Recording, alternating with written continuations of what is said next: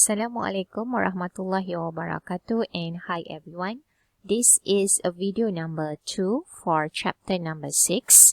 We will continue with the disposal schedules. Before this, we already covered about what is the appraisal and what is the disposition.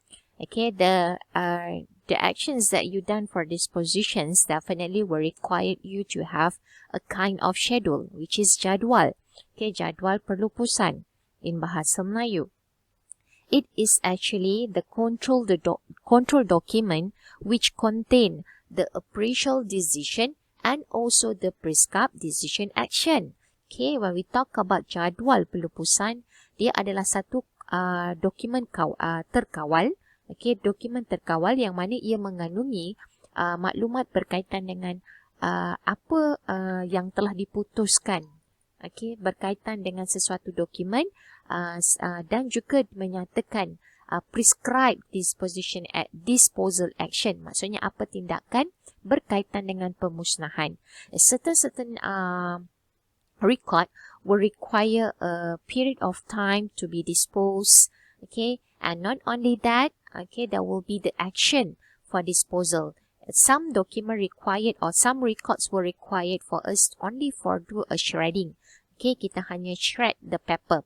But some of the record were required you to burn, incineration, to put in the incineration. Maksudnya kita melakukan pembakaran. Okay, untuk melupuskan dokumen tersebut. That's why when we talk about disposal schedules, definitely they will prescribe what are the informations regarding on the dispositions of that particular record. Okay, and here when we talking about disposal, again remember, okay, not all record will have the immediate disposal schedule. Okay, tak semua record akan dimusnahkan dalam tempoh masa terdekat. Okay, somehow we required the company to keep the record. Then that is why we call it as a record retention. Okay, retention means that penyimpanan. Okay, penyimpanan record.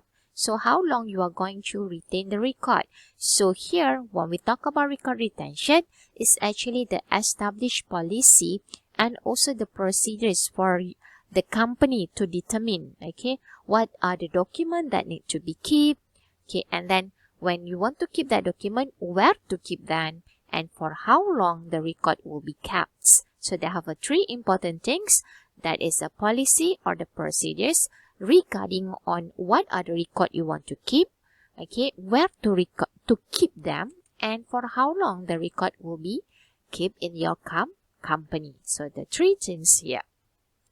Alright, and when we talk about these three things, okay, what record to be kept, where to keep them, and for how long, definitely you need to do what we call as a record inventory and analysis. Okay, untuk menjawab kepada tiga persoalan, record apa nak simpan, dekat mana nak simpan, berapa lama nak simpan, you kena ada what we call it as a inventory.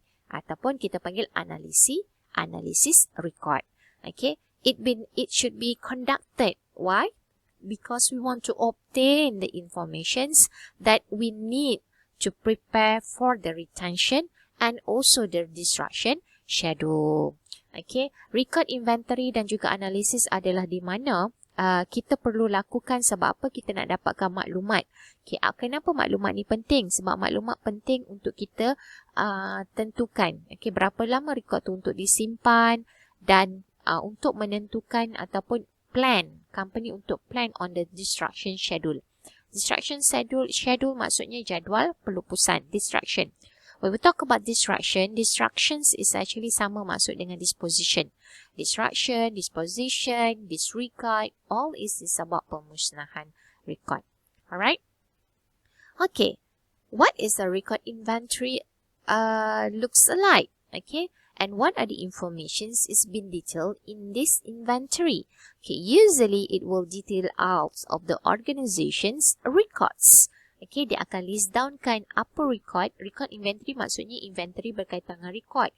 So, apa record yang company tu ada. So, this one will include jenis record, Okay, the type of record, the volume of the file record. Okay, sama ada dia ada some record dia boleh have jilid 1, jilid 2, jilid 3. Alright. And definitely you need to know where is the locations of the record since we have a several department in the organization. Okay. And it's very important for you to know the frequency of the use of the record. Okay, remember as you learned in previous in chapter number 2 is regarding on the frequency of usage of the record, which will determine whether the record is an active record, inactive record, or long-term record. So this why we need to know about the frequency, because it will determine okay, sama ada record tu active, record tu inactive, ataupun record tu adalah long-term record. Okay. And we need to know on the classification system. When we talk about classification system, it will depend on the organization. Sama ada organization menggunakan pengkelasan, sistem pengkelasan subjek, okay, geographic ataupun numeric. Okay, so it will depend on the organization. And here, not only that, okay, the information that you are going to collect in the record inventory is actually the name and also the dates of the record series. Okay, somehow ada sesetengah record, okay, dia adalah record contohnya, every year kita akan ada that record. Contohnya adalah laporan keuangan. Okay, so every year, every month, not only every year, every month, and also every year you need to prepare and keep the record. So when we talk about the financial issues or financial affairs for that particular years, contohnya keuangan, perbelanjaan, perkara berkaitan dengan keuangan bagi tahun 2018. So this is a record. And this adalah maklumat kewangan bagi tahun 2019. So they have a series of record. Okay. And not only that, again, we need to know the locations of the record and what are the storage equipment being used. Okay, some record it been kept in kita ada dua strict. We have 3 types of storage equipment. Okay, top access equipment, side access equipment, or we call it top or side access equipment. So that also very important for us to determine. Okay, and next that numbers of storage container. Okay, and for example that if it been kept inside the drawer, so that drawer is 3-tier drawer or 4-tier drawer and etc. Alright, and this is the next one is the record reference rate. Record reference rate meaning that berapa kerap, okay, dia jadikan bahan rujukan ataupun kata nama lain dia adalah the frequency of usage.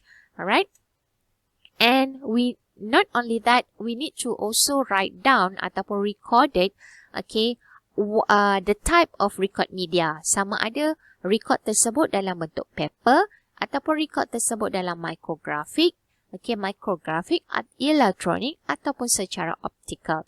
So why? Because this will help us to manage, okay, macam mana transfer akan dilakukan. Okay, so not only we are talking about the type of the media, but also the size of the record itself.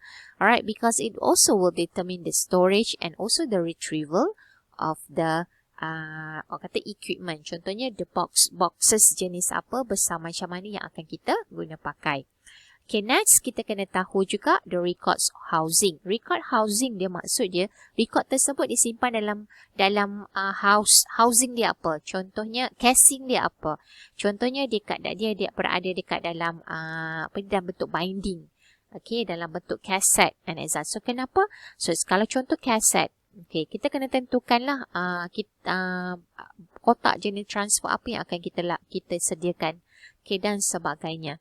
Alright, and then we need to know the record value. Remember, we have 4 record value, whether it's a vital, important, useful, or non-essential. Okay, all this is very important when we conduct the record inventory and analysis. Okay, and some of the records, okay, that have or what we call have the retention requirement by treasury instruction. Okay, maksudnya ada setengah record tu dia memang dah ada retention requirement. Okay, di mana tempoh penyimpanan yang telah ditetapkan oleh arahan pembendaharaan. For example, like untuk record ni, untuk kesihatan, kita kena simpan 9 tahun daripada tarikh terakhir patient tersebut datang berjumpa dengan doktor. So, lepas 9 tahun dia tak datang-datang, dan that record can be disposed. That is what we call record retention requirement. Okay, so the next video I will touch on the record series. So stay tuned with me.